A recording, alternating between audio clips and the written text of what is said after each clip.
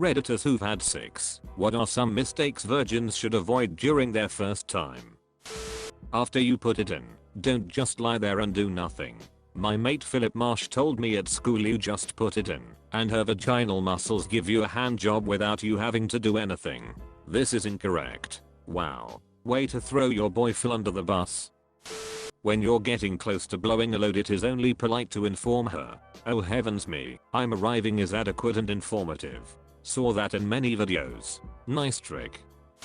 Cut your nails bro, and file them in alphabetical order. Avoid getting too plastered to be active. The ol' whiskey dick. Don't try to replicate the timeline of a porn scene. Consistency is key, not changing it up all the time. So I shouldn't teleport to an entirely different place and time to blow a load on her face? Man, the time traveler's wife is weirder than I remembered. Take your time. I know it's thrilling and all that you're finally putting your dick in someone, but that's no warrant to just go to Pound Town. If you're with a trusting partner, you should just take a second to adjust and figure it out. I wish I could find the gif titled, "When She Says Be Gentle." It's my first time and it's a gif of an automated hammer gently closing a matchbox for a few strokes, then absolutely destroying it at full force. It's funny but also a good lesson. Aim lower than you'd expect in missionary. Came here to say this. The vagina is in fact lower than you'd expect. The first time I fingered a girl I ended up noodling around the front of her pubic bone in flaccid confusion for an embarrassing amount of time. It's also closer to the booty hole than you'd expect. Probably best to look before attempting entry. You can tell if you're going slightly too low, either she will pull her face or eyes widen. Make sure you're at the right house before entering. Knock, knock, knocking on heaven's door. Don't skip the foreplay. It's fun and very important, especially if the woman is a virgin. Nothing like an hour of foreplay then me blowing 4 seconds into sex. If there's no foreplay I'm running at least 6 seconds. Edit, you're taking this like I don't want foreplay. Foreplay fucking rules for both parties. An hour of foreplay followed by 4 seconds of sex is significantly better than 6 seconds of sex. Source, I'm a woman who has sex. Close the thread down, this is it. If you have a vagina, always pee after piv activity. I can tell you right now man should also be peeing after sex. You ever get that feeling where you have to pee over and over again? Yay, it can be caused by not clearing the urethra afterwards and it is terrible. Both parties should do this afterwards, and they will be much happier if they do. Plus, if you don't pee before it dries out, your piss stream resembles an old-fashioned lawn sprinkler. Can confirm. Accidentally told my mom and her friends I started masturbating when I got worried about the piss sprinkles. Trust me on this. If you go soft inside afterwards, while you are basking in the glow, you will be playing an urgent, awkward game of find the condom. Yeah, no one wants to know this, but as a female I've had this happen. Didn't know it happened until the condom made a surprise appearance the next morning. Right. If this happens, tell her. Nothing to be ashamed of or embarrassed about. Just be honest and say, "Oh shit, the condom came off or broke." There's options for birth control, but you've got to communicate if the condom fails. Yeah, risking a pregnancy to avoid an awkward moment is a terrible idea. Don't expect it to be life-changingly amazing. Your first time having sex is the time when you have the least experience you'll ever have, and you haven't yet learned what you or your partner like. Coming from a fairly conservative Christian background, a lot of people I know have this idea that their first time will be this transcendent heavenly experience, but it probably won't be. It's okay if your first time isn't everything you ever hoped it would be. Just make sure you learn from your experiences and figure out what works for you and your partner so that the next time will be even better. Edit, based on the comments, this seems to be a pretty common issue with people like myself who were raised Catholic. God bless all you sinful sluts. My first time, raised Catholic, I was like, this is what all the fuss is about. Super underwhelmed. Blowjobs on the other hand were a lot better than I thought. Wear a condom. Sincerely, the guy who got chlamydia his first time. Oh no bro, I feel for you. Claps, wait, that's gone, never mind. Also, dental dam / condoms for oral. Sincerely, the woman who avoided a vaginal STI for her first time because she used condoms for PIV6, but managed to get a terrible, undiagnosed, throat infection after giving an unprotected BJ and swallowing. It was a very bad 6 weeks that included several rounds of antibiotics. When she says don't stop, she doesn't mean speed up. Yeah, that means go on exactly like this and don't change one single little thing.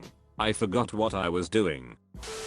Don't overhype anything about it. It's all in your head and you should act natural. Act natural. Casually enters her while wearing a trench coat and shades while whistling. It's time, babe. Twist the nipples in a clockwise direction. Otherwise you'll unscrew them. Counterclockwise form NBTW. But it's the opposite direction if they're European. And all of these directions need to be reversed if you're south of the equator because of the Coriolis effect. Common misconception, it's actually the Aurelius effect. Wear a condom. You can get pregnant on the first time. STDs are out there too. Is can't get pregnant on the first time a common misconception? I'm amazed at how dumb some of the misconceptions about sex are.